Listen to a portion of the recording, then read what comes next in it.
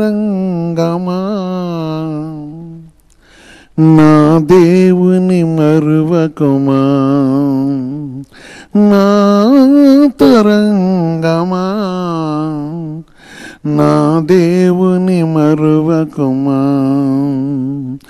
హల్లెలూయా హల్లెలూయా హల్లెలూయా హల్లెలూయా, నా ప్రాణమా దేవుని మరువకుమా. సోదరి సోదరా, అంతరంగంలో దేవుని యొక్క నామం వస్తుంది.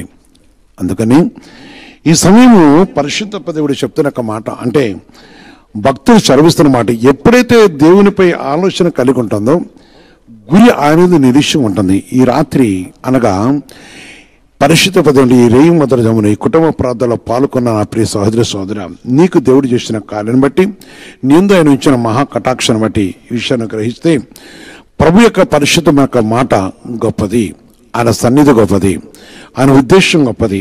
అందుకని కీర్తన గ్రంథంలో 73వ అధ్యాయంలో చూస్తున్నప్పుడు 24 వచ్చిన దేవుని వాక్యం వస్తుంది. నీ ఆలోచన చేత నన్ను నడిపించదవు. ఆమేన్. నీ ఆలోచన చేత నన్ను నడిపించదవు. ఆయన నడిపించే దేవుడు, ఆయనకున్న ఫెయిత్, ఆయనకున్న విశ్వాసం, భక్తుకున్న విశ్వాసం. కనుక తన పరిశుద్ధ నామను బట్టి తర్వాత మహిమలో నీవు నన్ను చేర్చుకుందవు.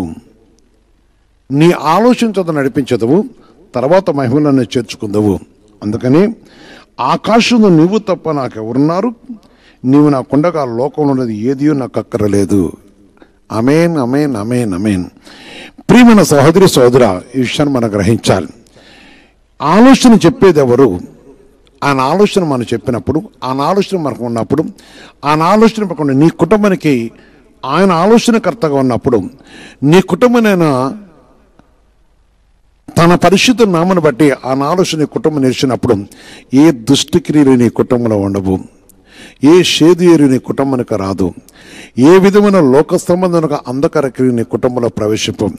లోక సంబంధమైన ఆలోచనలను, లోక సంబంధమైన ఉద్దేశములను, లోక సంబంధమైన నిర్ణయములు నీ కుటుంబంలో ప్రవేశింపు. అనాత్మకి విరోధమైన నీలోకును నీ కుటుంబంలోకి రావు. ఆలోచించండి. అందుకని కొందరు చూడండి, లోక సంబంధమైన వార్తల గృహంలో తెచ్చుకొని వారు క్రీస్తుకి విరోధమైన అసెంబ్లీ అవుతుంటారు. ప్రభుకి విరోధమైన ఉద్దేశాలు, అంటే చెడ్డ కార్యముల కోసం ఉద్దేశిస్తుంటారు, చెడ్డ ఆలోచన కోసం ఉద్దేశిస్తుంటారు, చెడ్డ మనసు కోసం ఉద్దేశిస్తారు, చెడ్డ విషయాలు కోరుకుంటూ ఉంటారు. ఈరోజు నీవేం ఆలోచిస్తున్నావు? ఆలోచించాలి. ప్రభువును బట్టి ఆకాశంలో నువ్వు తప్ప నాకెవరున్నారు, నువ్వు నాకుండగా లోకంలో ఏది అక్కర్లేదు. ఎందుకంటే ఆలోచన చెప్పేవాయన, ఆలోచనకర్త ఆయన, సలహా ఇచ్చేవాడాయన, కార్యం చేసేవాడాయన, కరుణించేవాడాయన, కటాక్షించేవాడాయన, నడిపించేవాడాయన, విడిపించేవాడాయన, ఆదరించేవాడాయన, ఆదుకునేవాడాయన, మనల్ని చెయ్యి పట్టి నడిపించేవాడాయన. ప్రియమైన సహోదరి సహోదర, మన చెయ్యి పెట్టి నడిపించేవాడాయన, మన ఎందుకు తన కటాక్షించి మన వర్ధలు చేసేవాయన. అందుకే ఈ ఆలోచనకర్త ఎవరని మనం చూస్తున్నప్పుడు పరిశుద్ధ దేవుని యొక్క మాట చదువుతుంది. ప్రియమైన సహోదరి సహోదర, దేవుని యొక్క పరిశుద్ధం బట్టి నా ప్రియమైన సహోదరి, నా ప్రియమైన సహోదర, విద్యావంతులు కావచ్చు, లేక మీరు కొన్ని విషయాలు చూస్తున్నప్పుడు మీరు ఎవరైనా కావచ్చు, ఈ సమయము మీరు జ్ఞానము, మీ యొక్క మీ ఉద్దేశం అది ఏదేమైనదో సంగతి వేరే విషయం. కానీ మనకి సలహా ఇచ్చి నడిపించేవాడు ఆయన కావాలి. మన కుటుంబానికి దేవుని సహాయం కావాలి. ఒక దుష్టుడికి సహాయము, ఒక తిరుగుబాటు చేసిన సహాయము, ఒక లోక జ్ఞాని యొక్క సహాయము, లోక సంబంధమైన సహాయము, లోకంలోని వారి యొక్క సలహాలు తీసుకున్నప్పుడు దేవుని ఆత్మచేత నడిపింపడలేరు. వారి ఆలోచన చెడిపోతుంటాయి, వారి ఉద్దేశాలు చెడిపోతుంటాయి. అందుకనే దేవుని ఆత్మతో ఉంటే సంఘమును కానీ పొరుగువాని కానీ దేవుని ఆత్మను కానీ దుఃఖపరచరు. దేవుని ఆత్మలోని లోకానుసర ఆలోచన కలిగిన వారు ఎవరైతే ఉంటారో వారు తప్పకుండా వారు చెడిపోయేది కాక అనేకులను ఆలోచనలు చెరిపివేస్తుంటారు, అనేకులను పాడు చేస్తుంటారు, అనేకులను పాడు చేయడం కోసం వారి యొక్క ఆలోచనలో సంఘము కావచ్చు, ఇంకోటి కావచ్చు, మనుషులు కావచ్చు, నమ్మిన వారు కావచ్చు, నమ్మని వారు కావచ్చు, వారి ఉద్దేశ ప్రకారం వారు పాడు చేస్తుంటారు, వారి ఆలోచన ప్రకారం. కనుక ఈరోజు మనం దేవుని యొక్క ఆలోచనతో క్రీస్తు శిలువ సహవాసన సంఘములో పరిశుద్ధాత్మ దేవునితో కలిసి జీవించడం కోసం దేవుని ఆత్మతో నడిచి పరిశుద్ధాత్మ దేవుని యొక్క సన్నిధిని నిలిచిన వారమై, పరలోక దేవుని యొక్క మాటకు లోబడేవారమై మన కుటుంబం పరిశుద్ధాత్మతో నడిపించుకోవాలనేది దేవుని యొక్క ఉద్దేశం. నీ కుటుంబం పరిశుద్ధ దేవుని యొక్క మాటకు లోబడి ఉన్నప్పుడు ఆయన నిన్ను ఆశ్రయించేవాడు. నీ కుటుంబంలో దేవుని ఆత్మ నిలిచినప్పుడు, నీ కుటుంబంలో దేవుని ఆత్మ నీతో కలిసి ఉన్నప్పుడు, నీ కుటుంబంతో దేవుడు సహవాసం చేస్తున్నప్పుడు ఆయనకు సలహా ఇచ్చేవాడు. అందుకని ఈరోజు నా అంతరంగంలో ఆయన నాకు బోధిస్తున్నాడు అన్నాడు ఆయన. నీ అంతరంగంలో కూడా బోధించేవాడు ఆయన. నీ అంతరంగ ప్రభుకు సాధన ఉన్నప్పుడు. అందుకే యెషయా మనం చూస్తున్నప్పుడు దేవుని ఆకాంక్ష వస్తుంది. ప్రేమిద్దరు బిడ్డలారా, 11వ అధ్యాయంలో 2వ వచనం చూస్తే 11:2 చూస్తున్నప్పుడు దేవుని ఆకాంక్ష వస్తుంది. యెహోవా ఆత్మ జ్ఞాన వివేకములకు ఆధారము ఆత్మ. యెహోవా ఆత్మ జ్ఞాన వివేకములకు ఆధారమగు ఆత్మ. అంటే మనిషికి జ్ఞానం ఇచ్చే ఆత్మ, వివేకం కలిగేసే ఆత్మ, ఆదరణ కలిగజేసే ఆత్మ. ఆదరణకర్త మనకు ఆదరణ కలగజేసేవాడు. యేసయ్య చెప్పాడు, నేను వెళ్ళకపోతే ఆదరణకర్త మీ వద్దకు రాడని. ఆదరణకర్త వచ్చినప్పుడు ఎవరైతే ఆదరణకర్తతో ఉన్నారో రక్షణ, ఒక మనిషికి రక్షణ కలిగిన తర్వాత ఆదరణకర్త కావాలి. రక్షింపడ తర్వాత ఆదరణకర్త అనేది ఉన్నప్పుడు ఆదరణకర్త అనే వరం ఎవరైతే కలిగి ఉన్నారో వారి ఆలోచనతో వారు ఉండరు. ఆ కుటుంబం దేవుని యొక్క ఆలోచన నడుస్తుంది. అందుకే దేవుని ఆత్మ దేవుని సంఘంలో ఉంటుంది కనుక దేవుని సహవాసంతో వారు కలిసి ఉంటారు. పలు సహవాసాలు, పలు విధానాలైన వాటి కొత్త పరుగులెత్తరు, వాటి విషయం పరుగులెత్తరు. నిరీక్షణ ఉంటుంది, నిబ్రత ఉంటుంది. వారు భూమి మీద మానవ రూపమైన మానవ ఉద్దేశపరమైన ఆలోచనను దేవుని ఆత్మతో ఏకీపింప చేయరాళ్ళు. దేవుని ఆత్మ ఏది బోధిస్తుందో, దేవుని ఆత్మ ఏది కలగజేస్తుందో, దేవుని ఆత్మ ఏ విధమైన రక్షించిందో, దేవుని ఆత్మ ఏమని సరిపరిచిందో, దేవుని ఆత్మ సంఘములో ఏ విధంగా ఉన్నదో అది గ్రహించగలిగి అక్కడి నుంచి తన ఆలోచన పొందుతుంటారు. ఈరోజు నీ కుటుంబము ఇడిపించిన దేవుడు చెప్తున్నమాట. ఈరోజు నీ కుటుంబం విడిపించిన దేవుడు. దేవుడిని ప్రవణిస్తూ మన మధ్యన తండ్రి ఈరోజు నీ కుటుంబానికి వచ్చి మాట్లాడుతున్నాడు. ఎంతో చక్కగా చెప్తున్నాడు. యెహోవా ఆత్మ జ్ఞాన వివేకములకు ఆధారమగు ఆత్మ. జ్ఞాన వివేకముల జ్ఞానము కలగజేసేది, వివేకము కలగజేసేది, ఆధారం కలగజేసేది, ఆదరణ కలగజేసేది. అవునా? ఆదరణ. మనిషి అలసిపోయిన ప్రాణమును, లేక ఆదరణ లేదనుకున్న వారిని, లేక సహాయం లేదనుకున్న వారిని, అయ్యో మాకు ఆలోచన ఎవరు చెప్తారు అనుకున్నాను, ఈ విషయంలో మేము ఏ విధంగా, ఈ విషయానికి మాకు జవాబు ఎవరు చెప్తారు, లేకపోతే మమ్మల్ని ఎవరు ఆదరిస్తారు? ఒక దినం మనకు ఒక కుమార్తె నాతో మాట్లాడుతూ తన జీవితంలో చేయలేని తప్పు చేసింది. ఆ విషయంలో తన భర్తకైతే ఏదేదో ఇదైపోయింది. ఆ టైంలో తను ఏ విషయంలో తన ముందు కొనసాగలేకపోయింది. ఒక సందర్భం వచ్చినప్పుడు మాట్లాడినప్పుడు తను అన్నది, నాత ఈ విధమైన సహాయం అంటే ఆదరణ కలిగించుంటే ఈ స్థితికి వచ్చేదాన్ని కాదు. నేను ఆ రోజే నేను ప్రభుకు అప్పగించుకున్నదాన్ని. ప్రేమైన సహోదరి సోదర, ఆదరణకర్త ఈరోజు మనతో ఉన్నాడు. ఆదరణ కలగజేసే దేవుడు. ఆయన మనకు ఆశ్రయమైన దేవుడు. ఆయన మన త్రోసేసే దేవుడు కాదు. నిన్ను ప్రేమిస్తున్న దేవుడు. నా దగ్గర కొందరు వస్తుంటారు, అంటే అనేకులు వస్తున్నారు. ఒక విషయం జరిగినప్పుడు వాళ్ళు నాతో, మాకు ఎవరు ఆధారం అన్నారయ్యా, మాకు ఎవరు సహాయం చేస్తారయ్యా, ఈ విషయంలో కుంగిపోతున్నాను. కొందరు స్త్రీలు నాతంటారు, నా భర్త విషయంలో కుంగిపోతున్నాను. చెడిపోయిన వారికి వచ్చి కుంగిపోతారు, వారికి శరీర బలహీనతపడి కుంగిపోతారు. తన భర్త కొన్న జాతిని బట్టి కుంగిపోతూ ఎవరు ఆదరిస్తారయ్యా అంటారు. డబ్బు ఉంటుంది, అన్నీ ఉంటుంది. కొందరు ఏమీ లేని వారు ఉన్నారు. మాకు ఆదరణ ఎక్కడ దొరికిందయ్యా. ఒక రాత్రి 2 గంటల ఈ స్థలంలో ఒక సహోదరి మోకరించి ప్రార్థన చేస్తూ ఉన్నది. అయిపోయింది. ఇది చివరి ప్రార్థన అని ప్రార్థన చేస్తుంది. నేను మోకరించున్నాను. 40 సంవత్సరాలు దాటిపోయింది. ప్రభు మళ్ళీ తిరిగి నీ సన్నిధిని ప్రార్థన చేయను కదా అంటుంది. అయిపోయింది. నేను ఆ విషయం విన్నాను.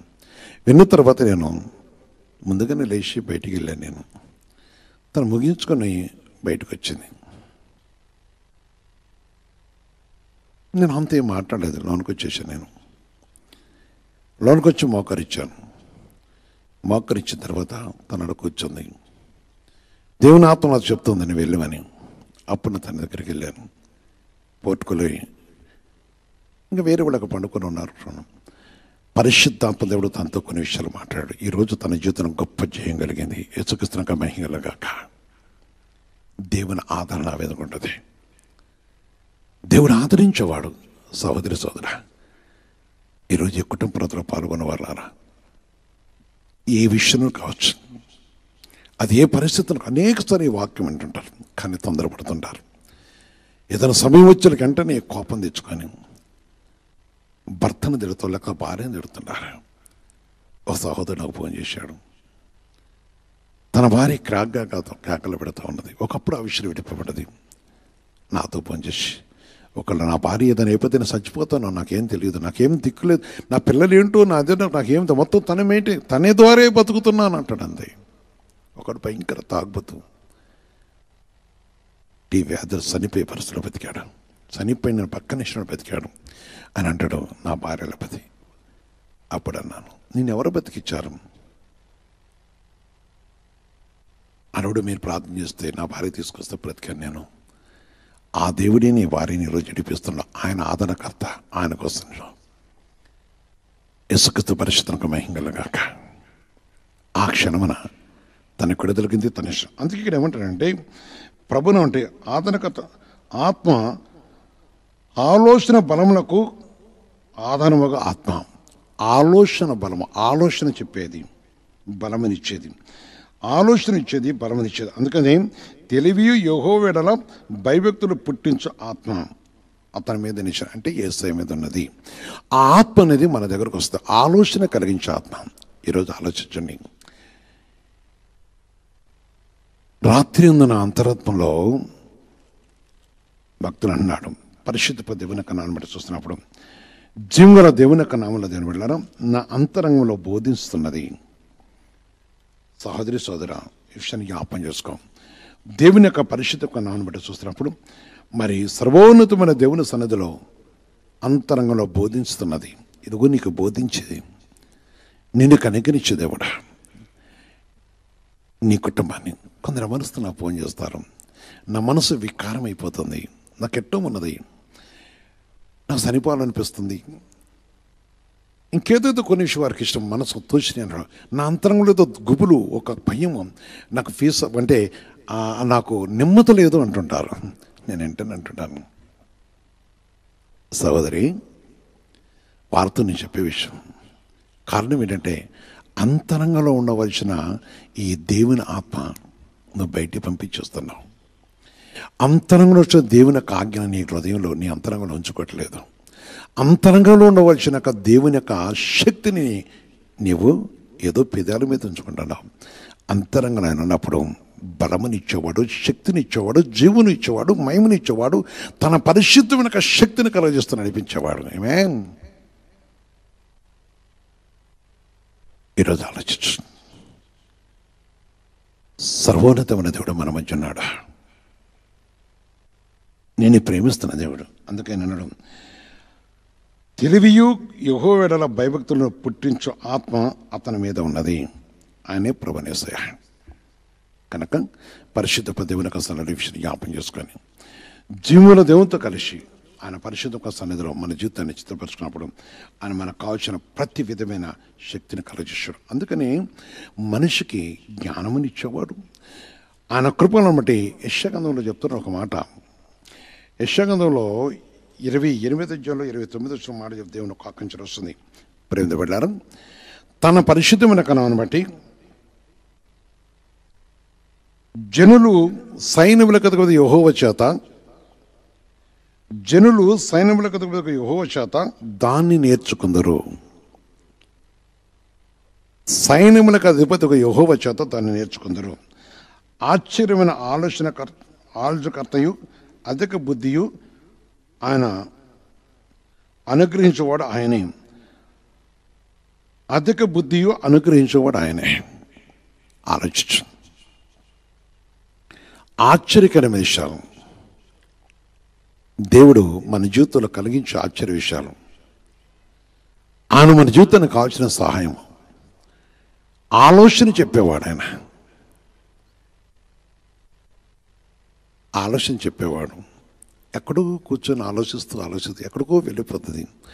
అదెట్ట అనుకుంటాడు. వాస్తవమే, అలాంటి పరిస్థితులు నేను కూడా అనుభవించిన వాడిని. ఈ జీవితం ఏంటి అని ఆలోచించిన దినాలు నాకు కూడా ఉన్నాయి. కానీ ఈ ఆలోచనకర్త అనే దేవుడు, ఆశ్చర్యకరమైన ఆలోచనకర్తయు దేవుడు, ఆశ్చర్యకరమైన ఆలోచన శక్తియు అధిక బుద్ధియు అనుగ్రహించు దేవుడు. అధిక బుద్ధియు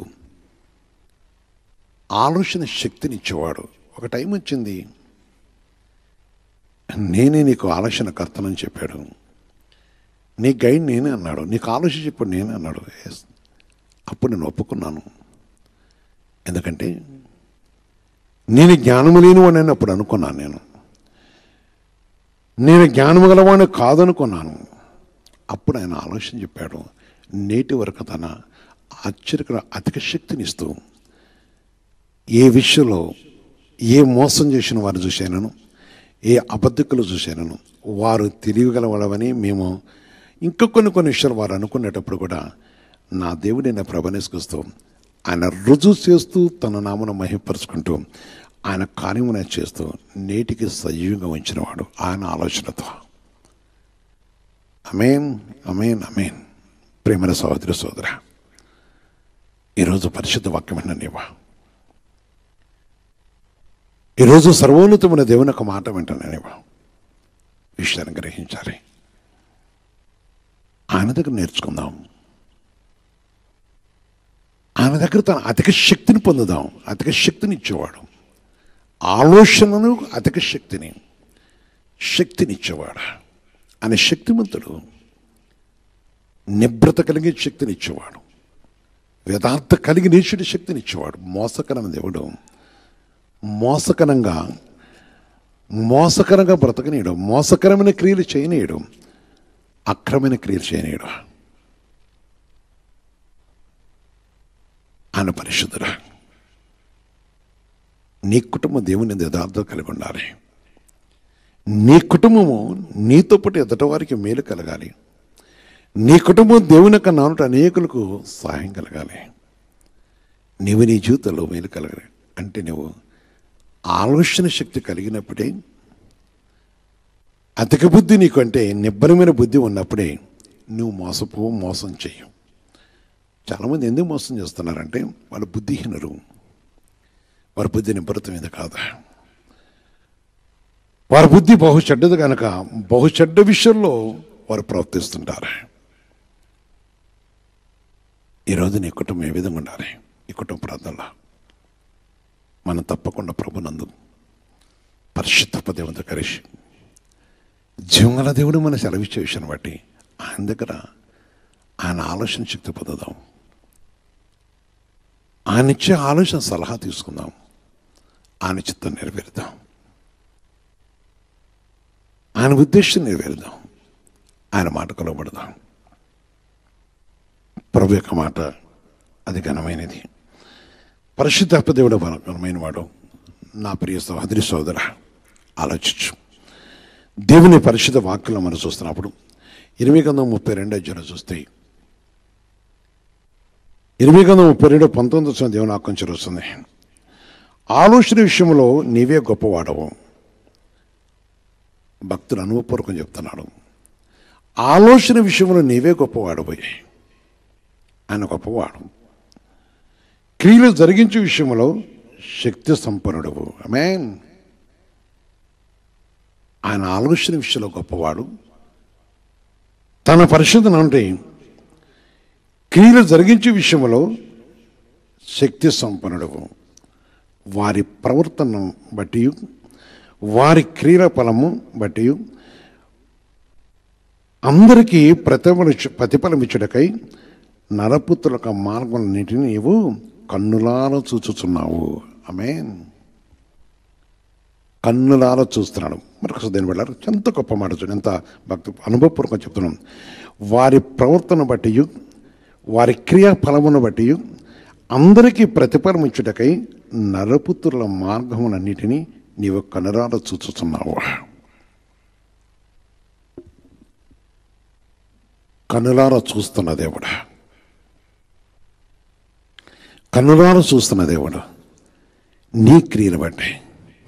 చాలామంది వారికి జరిగింది నాకు జరగలేదు, వారి కుటుంబం మేలు జరిగిన కుటుంబం జరగలేదని సనుక్కునే వాళ్ళారా. ఆయన క్రియలు జరిగించే ఆలోచన విషయంలో ఆయన గొప్పవాడు. ప్రతి మనిషికి ఏ మేలు కావాలో, ఎవరు బలహీనుడనే తెలుసు, ఏ కుటుంబంలో ఏ విధమైన శోధన ఉందో ఆయన తెలుసు. ఒకరోజు ఒక సహోదరి నన్ను అడిగింది, ఒక సహోదరు వారి ఫ్యామిలీ అడిగినారు. వాళ్ళ భర్త చర్చికి రాడు, ఆటంకపరుస్తాడు, దేవుడు దూషిస్తాడు, ఎన్నో విషయాలు ఆయన చాలా అల్లరి చేస్తున్నాడు. ఆ పక్కతే చర్చికి వస్తుంది, లేదు వారి పిల్లలు ఎవరో ఒకళ్ళు వస్తారు, వారి పిల్లలు లేనప్పుడు ఆ పక్కతే చర్చికి వస్తుంది. ఆమె చాలా కార్యాలు చేశాడు దేవుడు.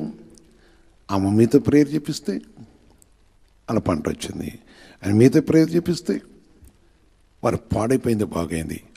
మీరు ఇప్పుడు ఆమెకి గర్భం తెరిచాడు, ఆమెకు కొడుకునిచ్చాడు, మంచిది. ఇప్పుడు మీరేమంటారు అన్నాను. కానీ ఎందుకని దేవుడు అలాంటి వాళ్ళే మరి ఈరోజు నువ్వేమి విన్నావు అన్నాను. ఆ రోజు ఆయన ఒక సాక్ష్యం ఇచ్చాడు. అంతకుముందు వాళ్ళు ఏం లేదు. వాళ్ళ భర్త రక్షింపబడి మారుమనసు పొంది బాప్తిసం తీసుకొని దేవుడు నా కుటుంబాన్ని ప్రేమించి నాకు గర్భం తెరిచి నాకు కుమారుడు ఇచ్చాడు, సాక్షించాడు. దేవుడు సాక్షించాడు, దేవుని నామంలో బట్టి సాక్షించాడు. ఎందుకు తన ద్వారా కార్యము ఆమె ప్రార్థించినప్పుడు, మేము అడిగినప్పుడు, నేను ప్రార్థించినప్పుడు ఈ కార్యం ఎందుకు చేశాడంటే తన భర్తతో పాటు వచ్చిన కుటుంబాలన్నీ ఆయన దగ్గర ఆయన ఆలోచన, ఆమె ఏ మీద విషయంలో తన్ని ప్రభుపై ఆధారపడదో, ఆమె పరిపూర్ణంగా నాకు ఏమీ లేదని ప్రభుని అత్తుకుంది కనుక తన ఆలోచన ఒక క్రియలు జరిగించాడు, వారికి రక్షణ జరిగింది. అప్పుడు మేము కూడా వస్తున్నాం కదా, లెగిస్తే లంచుకుండే నువ్వు ఉన్నతమైన జాబ్ చేస్తున్నారు అంటే నీవు లెగిస్తే ఒట్టికి ఇంటికి రావు కదా, నీ క్రియలు ఏంటో నీకు తెలుసు. ఉన్నతమైన జాబే కాదు, సామాన్య జాబ్ అది, ఒట్టికి రావు కదా నువ్వు. వాళ్ళకంటే వేరే వాళ్ళకంటే నేను అంత కాదు అన్నాడు. వేరే వాళ్ళకి అంత కదా పోల్చుకుంటున్నావే, దేవుని పోల్చుకోవటం నీకు అర్థం కాలేదు. ఈరోజు నీ ఆలోచన ఆయన తెలుసు కనుక నీ క్రియలను బట్టి నీకు ప్రతిఫలం కలిగింది. ఆయన ఆలోచన ఏంటో మన విషయంలో ఆయన ఆలోచించేవాడు కనుక వాళ్ళ విషయంలో క్రియలు జరిగించాడు. ఆయన శక్తిమంతుడు, తన కార్యం జరిగించినవాడు. ఇప్పుడు చెప్పండి అన్న, నేను నా ప్రియ సోదరి, దేవుడికి ఎప్పుడు పక్షపాతం లేదా. పక్షపాతం మనుషులు ఉంటుంది. నా కొడుకు, నా కూతురు, నా అల్లుడు, నా తండ్రి, నా విషయంలో నేను చూస్తుంటా చాలామందిని. చాలా దినంలో కొన్ని విషయాల్లో నేను కొన్ని విషయాలు చూస్తుండేవాడిని. నా మొదటి నుంచి నాకు అలవాటే. నేను నా తల్లిదండ్రులకు ఒక్కడిని, ముగ్గురు చెల్లెళ్ళు, వారి పరిస్థితులు వేరు ఉన్నాం. కానీ నా చిన్నప్పటి నుంచి నాకు తెలుసు, ఆ విషయాన్ని గ్రహిస్తూ వస్తున్నాను. కానీ రక్షింపడతో తెలుసుకున్నాను చాలా విషయాలు. రక్షణలో ఉండి దేవుని ఆలోచన పక్కన పెట్టే వరకు స్వార్థ మనస్తత్వాలు తెలుసుకున్నాను. దేవుని ప్రేమ గొప్పదే. ఆయన ప్రేమించి నన్ను త్రోసివేయలేదు. నిన్ను తోసివేసేవాడు కాదు, నీ కుటుంబంలో తోసివేసేవాడు కాదు, నేను విసర్జించేవాడు కాదు. ఏతూ లేకుండా ఈ వాదమును కలగజేసే కుటుంబాన్ని ఏనాడు కూడా ఆయన సన్నిధిలో నిలిచి ఉన్నాడు. ఆయన పరిశుద్ధ మాటకు మనం లోపడాలి. అందుకని ఇక్కడ ఆయన చెప్పిన మాట ఎంతో గొప్ప మాట. వరకు చెప్పిన మాట అంటే, దేవుని నీవే గొప్పవాడవు, క్రియలు జరిగించే విషయంలో శక్తిమంతుడువా. క్రియ జరిగిస్తామని భక్తులు సాక్షిస్తున్నాడు. ఈరోజు నీ జీవితంలో నా జీవితంలో మన విషయాన్ని జ్ఞాపం చేసుకున్నప్పుడు పరిశుద్ధాత్మ దేవుడు మన యందు చూపిన ప్రేమను బట్టి ఆయన గొప్ప కృప, తన పరిశుద్ధమైన నామను బట్టి ఆయన చేసే కార్యంలో గొప్పవి. ఆయన నాడు నేడు ఎగురుతున్న దేవుడు, నిన్ను ప్రేమించిన దేవుడు, నీ అందు తన కటాక్షించిన దేవుడు, నీపై తనకు అనుగ్రహించి కరుణిస్తున్న దేవుడు. ఆలోచించండి. ఈరోజు ఈ మంచి సమయంలో పరిశుద్ధ దేవుడు ఎంతో గొప్పవాడు, ఆయన జరిగించే కార్యములు ఎంతో గొప్పవు. ఆయన పరిశుద్ధమైన నామను బట్టి మనుషుల వల్ల తనకున్న ప్రేమ గొప్పదే. ఏ మనుషుడు ఏ విధంగా ఆలోచించినా దేవుని ఆలోచన అయితే చాలా గొప్పది కనుక ఆ విషయాన్ని గ్రహించి ఆయన కృపలో మన జీవితంలో తన ఆలోచన ఎంతో గొప్పదంటే, ఏబు గ్రంథం 12:13 చూస్తే, జ్ఞాన సౌర్యములు ఆయన యొద్ద ఉన్నవి, ఆలోచనయు వివేచనయు ఆయనకు కలవు. ఆలోచనయు వివేచనయు ఆయన కలవు. యేసుక్రీస్తు పరిశుద్ధునికి మహిమ కలుగును గాక. ప్రేమించబడ్డారు. ఆయనకు ఆలోచన కలదు, వివేచన కలదు. ఆయన అన్ని విషయాలు కూడా తన కార్యం జరిగించేవాడు కనుక వివేచన ఉన్నది. కనుక పరిశుద్ధ దేవుడు మన వెళ్ళ చూపిన ప్రేమను బట్టి, ఆయన పరిశుద్ధ నామను బట్టి మన యందు తనకున్న ప్రేమ గొప్పది, తన పరిశుద్ధ గొప్పది, ఆయన సన్నిధి గొప్పది.